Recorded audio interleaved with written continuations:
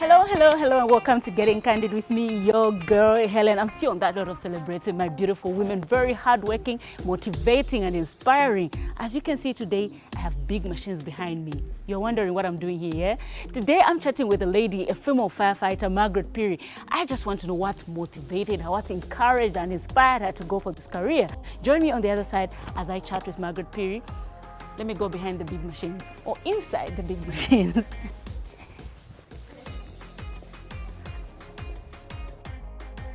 Hi. Hi. How are you? Yo. Hi. How are you? I'm fine. Welcome to the fire station. Thank you. Thank you for inviting me. My office? Yes, your office is beautiful. It's got big machines. Yeah, we're ready. We're prepared. Yeah, that's nice. These are the people that make sure that we're safe, eh? So just tell us. I just want to know. You run us through maybe your day at work. Okay. Yeah. So, one thing I can mention about the firefighting job is that you can't really predict what happens in a day. Yeah. Yes, but you can be prepared for it. Yes. So, in order for us to ensure that we're prepared for any eventualities, we do a number of drills, and also the one most important thing that we need to do is to ensure that the equipment we're using is serviceable and in perfect condition. Not compromised, but perfect condition. There's no compromise. No, we don't leave things to chance. Oh, I like that. So perfect condition, you need to ensure that you're able to work. So I was just from checking my communication systems. I need to ensure that when I leave the station with the fire engine, I'm able to communicate seamlessly with be it our control tower or our fire control here. Yeah, okay. Yes. So what we have in the cab, okay, so these are the firefighting gears like this for my other crew members. Yeah. My other crew members, so we have the radio, telephone, these, so I need to make sure that I'm able to communicate. I should keep constant communication wherever it is that I go. Yeah. Yeah. Also, there's the horn, the sirens and everything. So you have to make sure everything is working perfectly. Yes. So there are also like the fire blankets, these the equipment for small fires. We have them in the cab, yeah. There's also the rescue knives, the firefighting, the fireman's knife, others would call it. So this one, it's actually a good to have too. Like maybe if you want to rescue someone, maybe they're trapped in a seat belt or something. Oh, so you use it for cutting? Yeah, you grab it and then you rip it off. It's very sharp. That's what I'm saying. How sharp? It's not looking so sharp. Very. This part, so you have to. This part is meant for braking. Like you need to brake someone. They're trapped maybe like in a car or something. Yeah. You use this to just break the glass or the window. But if you need to cut something like a seat belt or something, you use the inside part.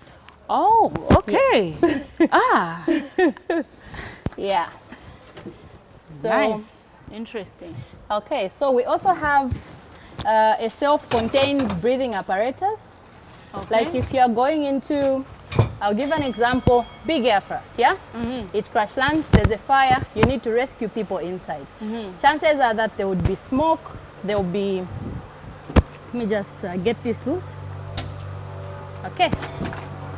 Chances are that there will be smoke and the environment won't be habitable for you to breathe freely. Yeah. So we have this, okay?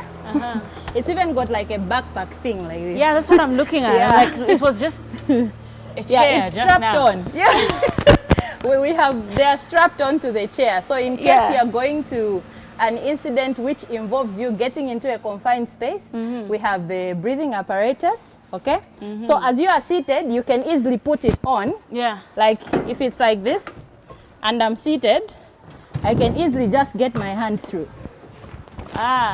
So yeah, that's the idea. So, okay. I don't need to actually stand up. So I get my hand through and then I just adjust it and it will be strapped onto me. Nice. And then I just attach the face mask to this and then I'll be able to breathe fresh air from the cylinder. Ah, okay. Wherever it is that I go. How long does that, is that cylinder? This one can take you up to 30 minutes. Ah, okay. Yeah, when it's fully charged. Okay. Yeah, so those are some of the equipment we have. Back here, we have some suits. This is not the only type of firefighting gear we have. Yeah, there are times when we're exposed to chemical fires, so those would need you to put on the type of firefighting gear that is suitable for that environment. Oh, so there is even suitable suits for certain types of fire. Wow. So yeah, those are there as well. So I don't know if I can just show you what it looks like, but yeah. It's something like this. So also radiation fires, there are different kinds. So this is just a suit. So I can go to the scene dressed like this, but if I find that where we're going there's radiation and there are chemicals, I change into this. Yeah, I've seen people wear that on the red carpet. Oh, yeah, I know, right? Yes, some fashion right there. Nice. Yeah, so basically that's what is found in the compartment. Okay. Then, how many people does it get? Maximum of 4. Okay. Maximum of 4, yeah.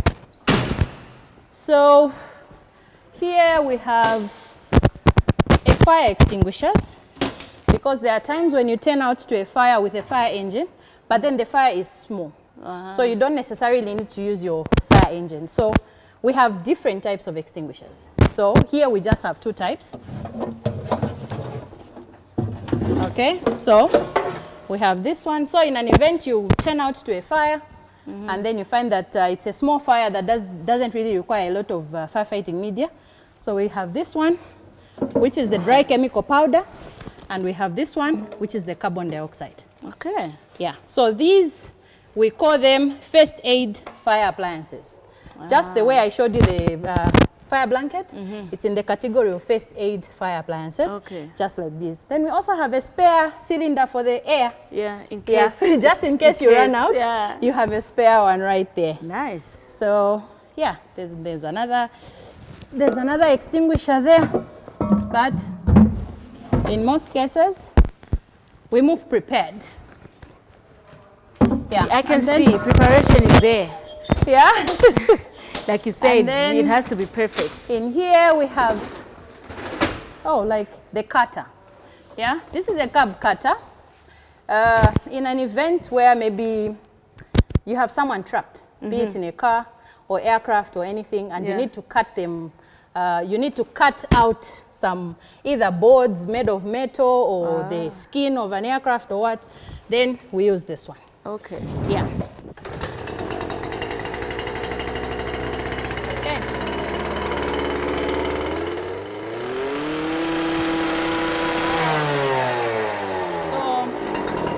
We have...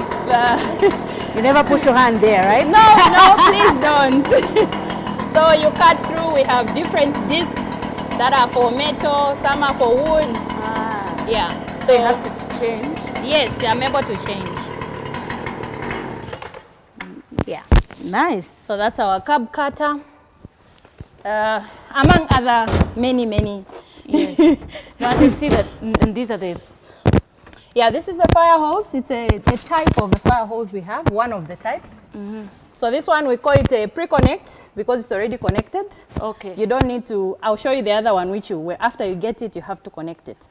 So this is a pre-connect. All you need to do is just run to wherever you want to extinguish the fire. Then you open it and then just start working. The one in the cab will do the operations for you. Okay. They will turn on the water and turn it off, but you don't have to connect it. When you're done, just pack it properly and put it back. Nice. Yeah.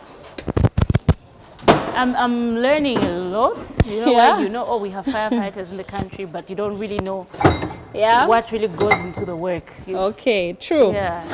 Then we have like the other type of cutter. I think you know this too. Yes. Yeah. So this is a bolt cutter. So this one, when you go, maybe for instance, someone is trapped in a building where there's a fire and there's maybe a chain or there's a lock or something, this is what we use to just open that lock. Nice. That's the beauty about this job. You can destroy things. You're allowed to. You're allowed to because you're doing it for a good cause. Yes. Yeah, you're doing it to save a life. So these are the hoses that when you get it, you have to connect it. Ah, okay. Yeah. These are the ones I know. I've never seen the pre-connect. Oh, I've seen okay. these before. These ones, yeah? Yeah. So these are the ones that after you get it, you unroll it, and then now you have to connect it. And where you connect it, If you are filling the tank, you connect it here. If you are getting water out, you connect it here. Yeah. So when do you, like, in what emergency do you say we go for pre-connect or we go for this one? Actually, both work the same. You can use either this one or the pre-connect. They work interchangeably. It all depends on how much time you have. Oh, yeah. If you have time to connect it, then you can go for this one, connect and use it. Okay. If you don't have time, grab that one, run, and then get doing the job. I get it. Yeah. So there's 3, 4 different. Yeah. This one is for foam. Okay. Yeah, this one is for foam, and this one is just one of the branches that we put at the end of this. Oh, okay. Yeah, so there's this one. This one is a hand-controlled branch because you can control whether you want it to give you a jet or you want it to give you a spray. You can control it. And then we have There's even this one that. also. So the jet is like straight. Yes, it's a solid stream. Okay. It will give you solid stream water. Okay. Just like this one. This one is a diffuser branch. And the name is because it diffuses water. It's capable of giving you fog, this one. Oh. So it can have water coming out all the way through the hose. But the moment it gets here, depending on where you adjust it, you're able to get fog, you're able to get fine spray, you're able to get a jet, you're able to, like, you can control it. It's all in the wrist. Okay. Yes. And then we have the big one. This one is the foam making branch. Okay. Okay, maybe I'll need to explain. So what we have, remember I said we have foam. Yes. Yes, we have foam and water. And foam, as we know it, foam is just like the way this, it's POV, right? POV. So the POV that we know is the POV made up of washing powder and water, and then you do this. Yeah. When you're doing this, you're introducing air. Yeah. So what happens on the fire engine is that we have a tank of foam and a tank of water. Okay. So when you select in the cab that you want to have foam, you want to produce foam, what will the water and the foam solution, the foam concentrate will mix, they will make foam solution, and when they come here, they will need air to be introduced to them. That's why this one has got hose in it. So because it's coming at a very high velocity, science, there's science in fire. Physics. So because, physics, science stuff. So because it's coming at a very high velocity, it's going to suck in air through these hose. And then the three are going to mix, and what you have here will be foam. It will just be POV being thrown out. Oh, okay. That's so, but how when this do you works. use foam? Okay, so foam is mostly used on fuel fires. Those fires that involve petrol, if it's on aircrafts, the jet A1, jet fuels, most aircraft fires, you use foam because of the type of fuel that is used on them. It's highly volatile, so you don't need, you don't need to apply a media that is heavier than that fuel. So when you apply foam, it's very light, it's just going to sit and cover the fire, and because there's water in it, it's going to bring down the temperature and it will cool the fire, and you achieve firefighting. Perfect. It's a whole course. I think you should. I think you're I as need good as a firefighter. You know now. what? I'm learning so much, and I'm even getting more and more interested. Might just be my new career. Yeah. Wonderful. That's awesome. So, I think among others. Yeah. Yeah. These are the equipment we have. Mostly, we have lighting systems on the fire engine, which are powered by the vehicle itself and also a genset. We have a genset just right on top of the. Oh, okay. Yeah, I don't know if I need to climb the ladder and all that, but oh no, it's alright. Don't worry. So We have a genset. We have another ladder on top. I can see the So ladder. in case you need to get access into maybe upper floors or something like that, we can easily grab a ladder and use it. If you need to rescue someone from the ceiling, we have a ceiling hook. We have a shovel. We have different So many equipment things. that are ready for any eventuality. Yeah. So we are prepared. Thank you so much for showing me around. At least I have an idea. I've learned so much, and I'm glad to see what you guys put in. Please keep doing this for the country. Thank you. Let's just go on the other side At and your have a chat. service. Yeah, I need sure. you to be more relaxed. Yeah, I know these are heavy. I know, right? I'll allow you to go and change. Oh yeah, sure. So we can sit down, and I just want to know more. By the way, you won an award, eh? Yeah, 2. Congratulations. 2 awards. Wow. Congratulations. Thank you so much. I'm sure that just encouraged you to even work harder. It did push me, and it did give me just the affirmation and the assurance that, okay, I'm on the right track. I'm actually making a difference in this career. Perfect. And it also pushed me to just do more, and so that at least more can keep coming. Perfect. You know what? I want to know more about your story, how it started, everything. So let me allow you to go and change. Then you join me on the other set. Yeah, and I'll see you on the other chat. side. Looking forward to it. Yeah. Yes. Let me just finish up 1 or 2 things. I'll be right with you. Great. Thank you.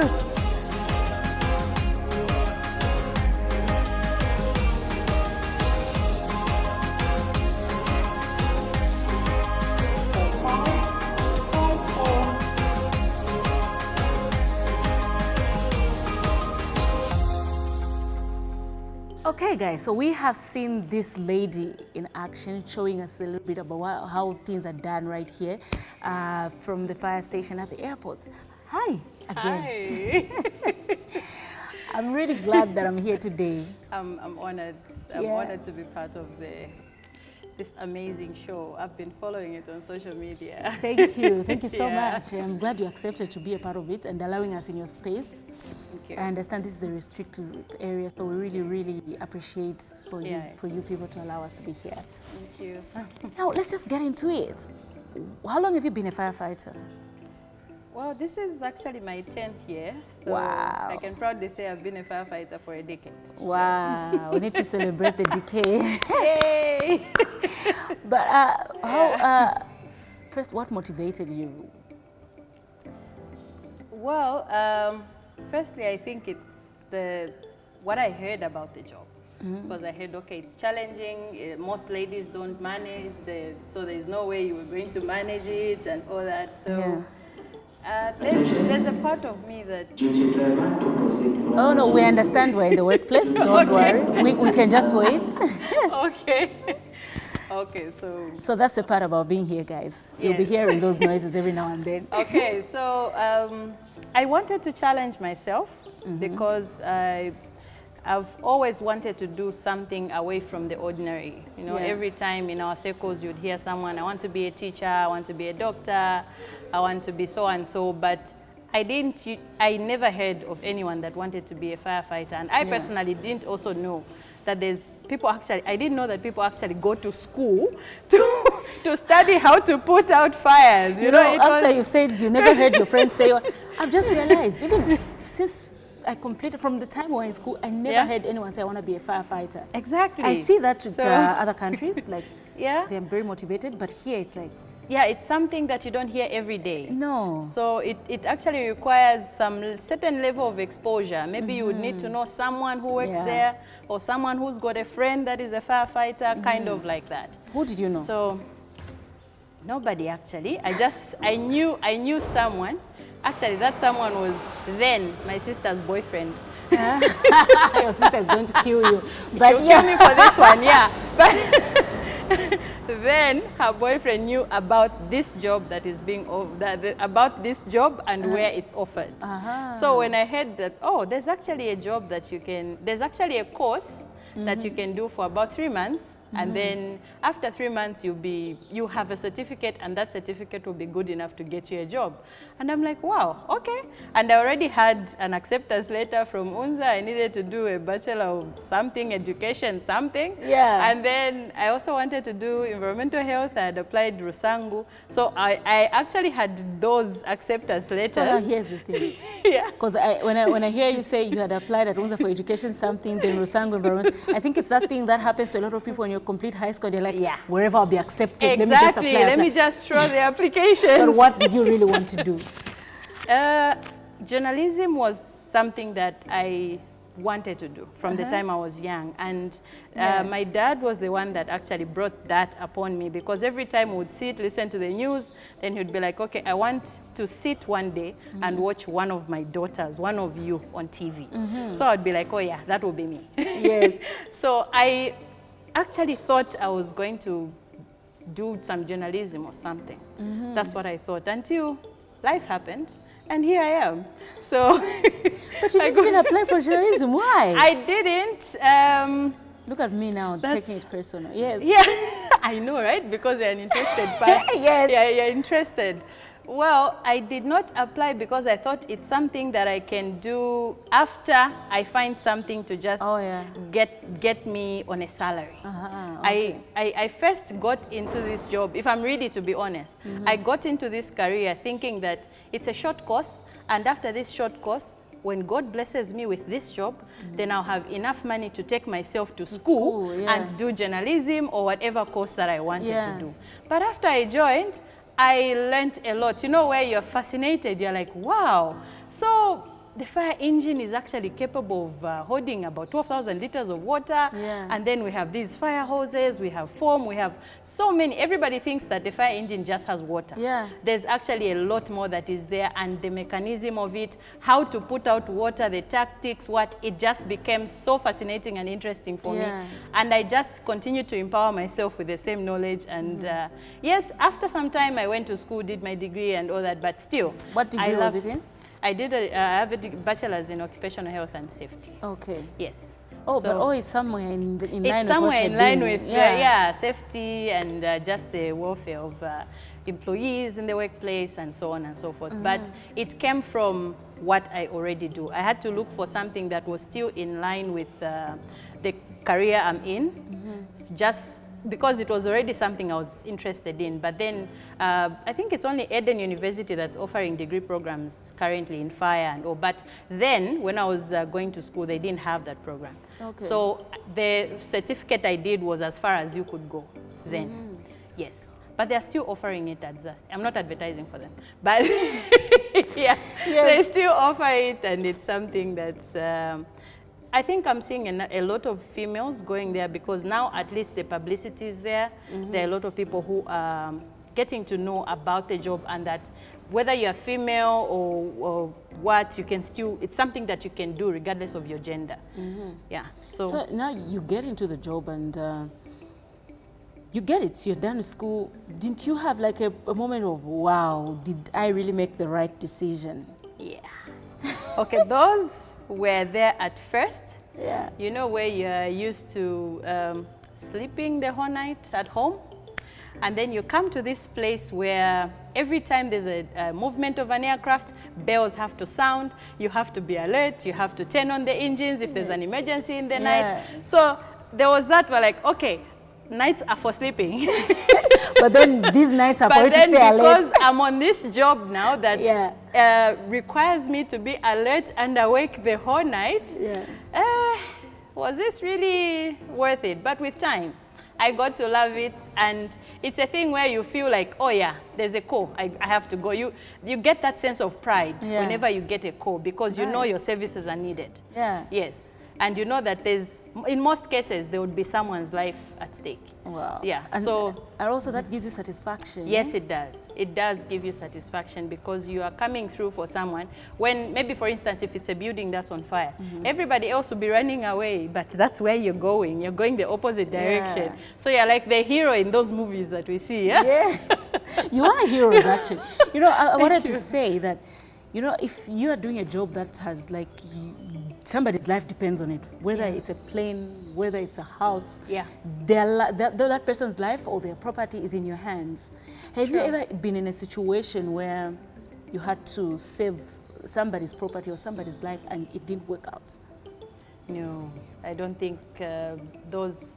Okay, the beauty is the beauty about the fire service is that we are highly dependent on teamwork, and it's the first thing you are oriented, during your orientation and everything, you know, to say you're not going there alone. You have to ensure that you're safe and the people you're with are safe. You don't have to be a hazard either to yourself or to others. So if we're turning out, we're going to, we've gotten a call, we're going. As we are going, we're strategizing as a team. Okay, so this call that we've gotten, how do we tackle it? Who's going to do what? So as you are, the moment you arrive, as you disembark in your gears and everything, you know what you're going to do, and that provides a seamless and efficient kind of work. Okay. So all my 10 years that I've been here, there's not been a time that we've turned out to an emergency or an incident and actually it doesn't work out. We always execute the job. Nice. Yeah. That's satisfying. I wouldn't imagine like, somebody has burned to death because we tried our best, but it just didn't work out. But what has been your best and your worst experience on the job? Okay. Best experience, when I get moments like these. Oh, thank you. I had to mention that, Yes. When I get moments like these where you have, or even a moment where your boss commends you, or your supervisor actually encourages you, no, what you did was good, please keep it up, work on this area, work on that area. Because self-improvement is constant. You don't get to a point where you feel like, oh, I'm there, there's nothing else I can learn, there's nothing new I can learn. So whenever you do something, you execute it and you get that appraisal or something where or even if your supervisor says, okay, had it not been for you, we wouldn't have achieved that. So well done, you did great. I think those are the best moments that like they would really make me feel like, oh yeah, I'm in the right profession, the right career. Nice. And then worst moments, I think there's one incident where we turned out there was a road traffic accident on the airport road. And then, you know, where you're just seeing someone in distress. I wouldn't want to go into the details of what happened, but I think there's still this human heart that you have. You wouldn't want to see someone suffer or someone's leg amputated, like the one we turned out to, you know, where the truck fell on his leg and all that. So that was something that not really, it didn't really freak me out per se, but I felt bad because I knew to say, okay, obviously that's a family man. People were waiting for him at home. You wish you could do something more. I wish I could do more, but then I can't. So those moments are there, but all in all, we showed up in time. We did what we could, rushed him to the hospital in time, and at least he's living to tell the story now. I'm sure he's testifying wherever he is. That's beautiful and sad at the same time. Yeah, very sad. When you started working in a very male-dominated industry, because you said just now that you're having more females, then it was very less female.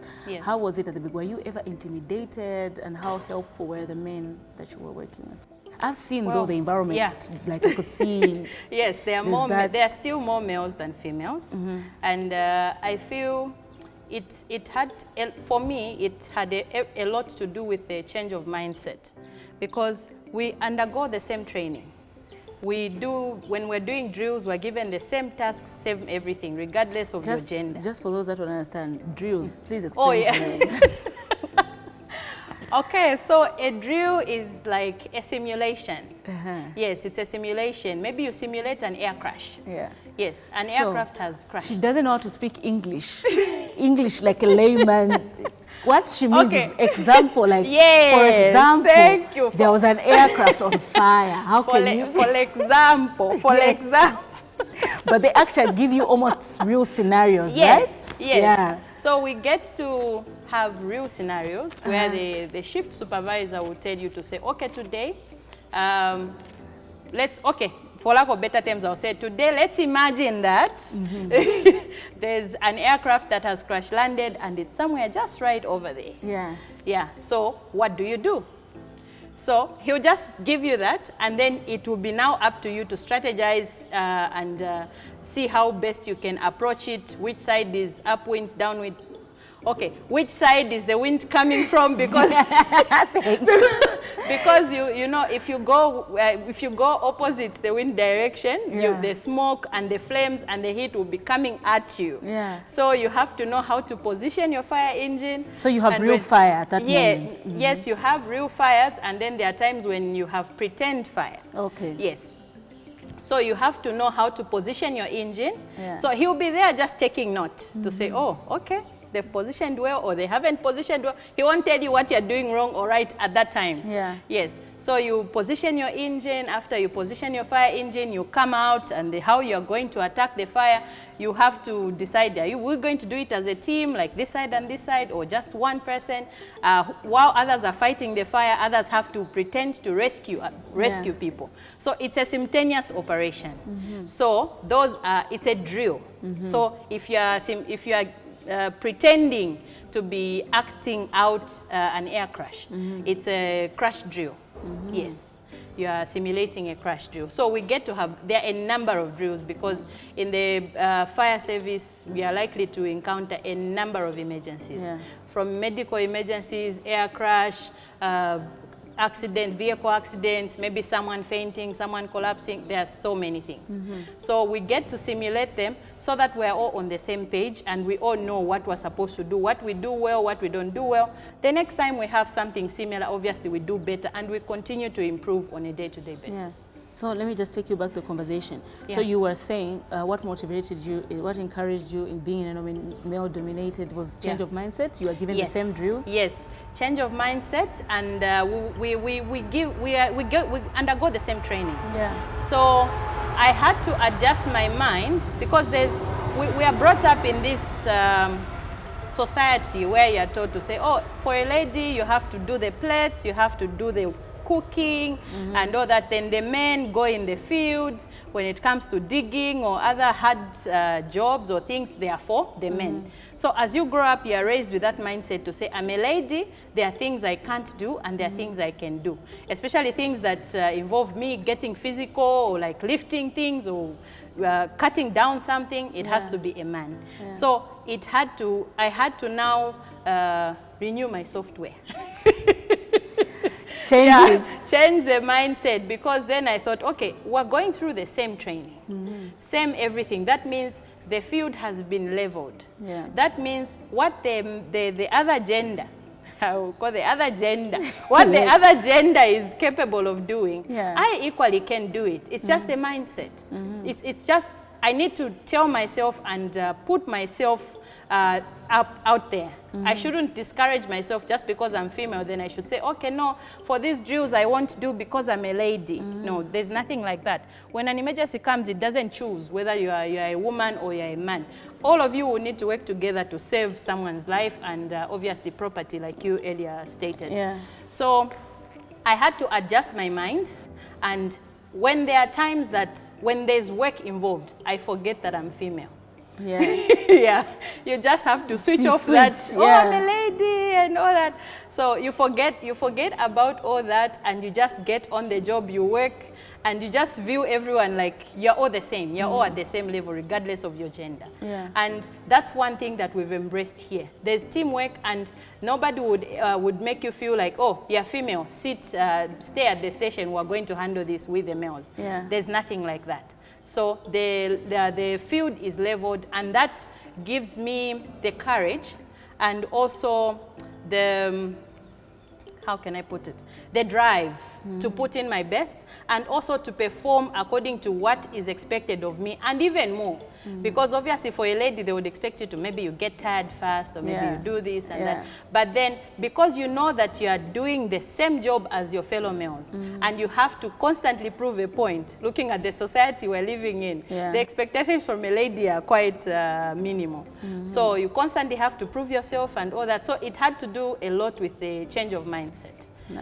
So I've managed to work in this field, and I chose not to look down on myself. I chose not to view myself as just a female, but I chose to view myself as a firefighter, just like everybody else. Nice. So now your father wanted you to be a journalist, of you to be a journalist. When you told him, this is the path that I'm going, what did he say?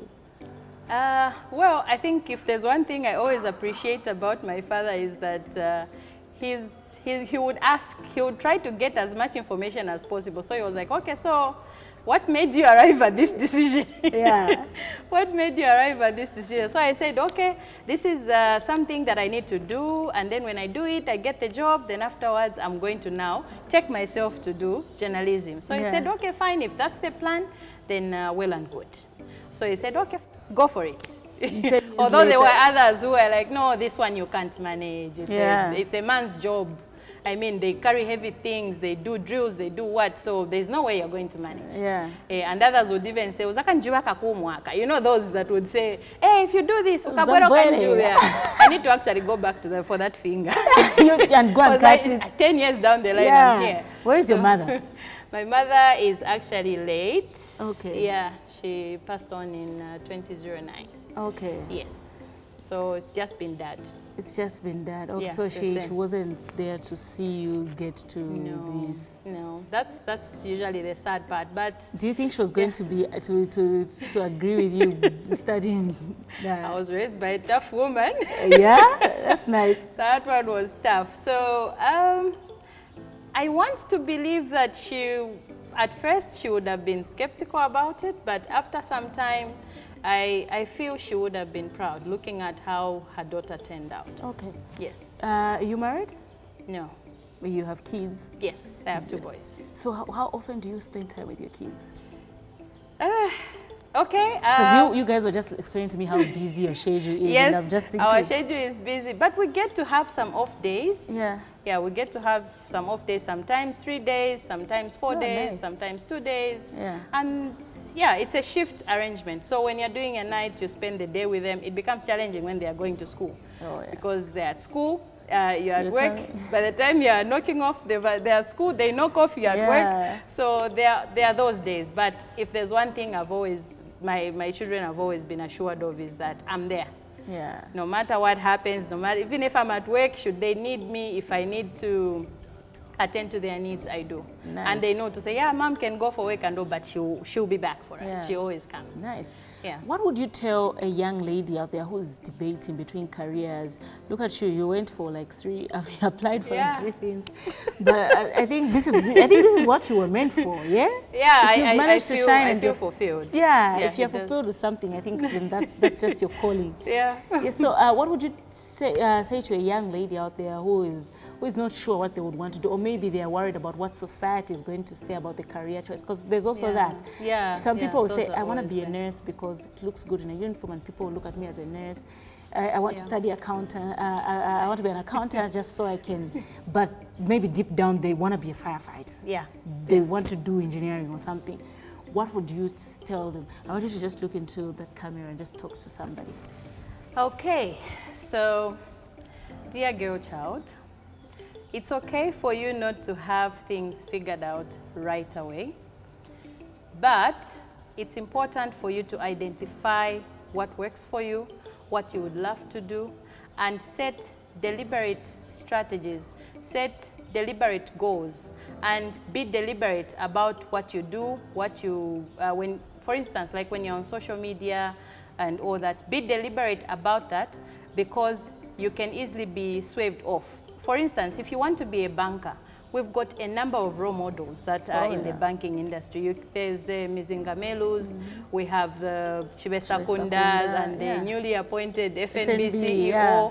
So you can make a deliberate choice to follow those, and where you can reach out to someone. It doesn't matter whether they're just a teller at a bank or anything. If it's in a field that you want to go into, go to them, talk to them, find out what you can about that job, and start working on yourself, start reading deliberate materials towards your goal. There's nothing that you can put your mind to that you cannot achieve, nothing. I had no idea that one day I would be a firefighter, and here I am today, pulling it off, you know. So anything is possible except when you put your mind to it, there's nothing that you cannot do. Just be deliberate about your choices of friends, be deliberate about the time you spend on either social media or who you spend your time with. Be exceptional and be ready to pay the price of being exceptional, because not everyone will agree with you. Not everyone is going to concur with your career of choice, but it's your life and you're the CEO of your life. So you can do anything, if I'm to quote from the Ben Carson movie. That one is always an inspiration for most of us. Yeah. So they say you can do anything you put your mind to, except you can do it better. Because that will be you doing it and not whoever it is that has done it before. So anything is possible. Believe in yourself, and the rest of the world will catch up believing in you. Thank you so much. You're welcome. Thank you. That is really, really beautiful. I'm sure they've heard. I'm sure somebody will learn something, and I'm hoping somebody gets motivated. This is really beautiful. Thank and keep doing what you're doing. Thank you. Thank keep you. saving our lives. Yeah.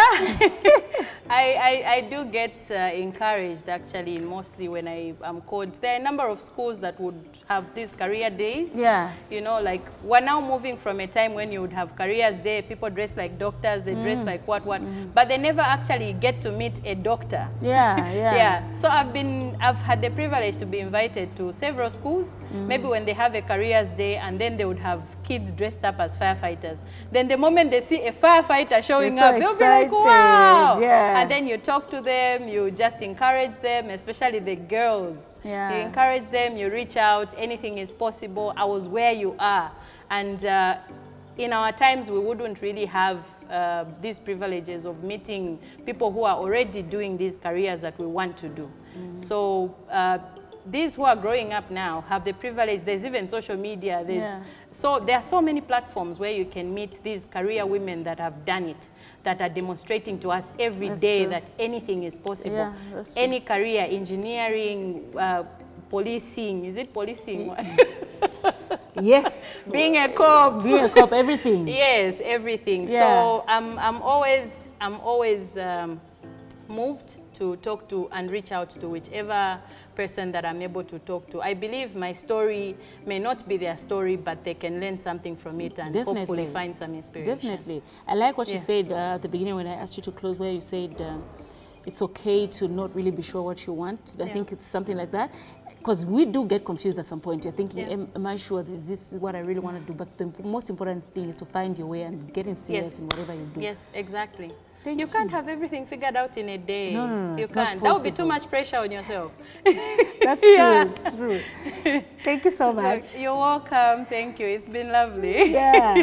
Alrighty, guys. This has been Margaret Piri, and I hope you guys have enjoyed it, because I have really, really enjoyed chatting with her. Like I'm saying, these 10 episodes, like every time I feature people on my show, I'm super excited, learning so much. But this deliberate 10 episodes with females, it's just brought me to giving me an opportunity to meet different personalities, people with different stories that are very motivating. And I hope they're helping you too. So keep subscribing to the channel, and let's keep following and supporting our ladies. Bye-bye.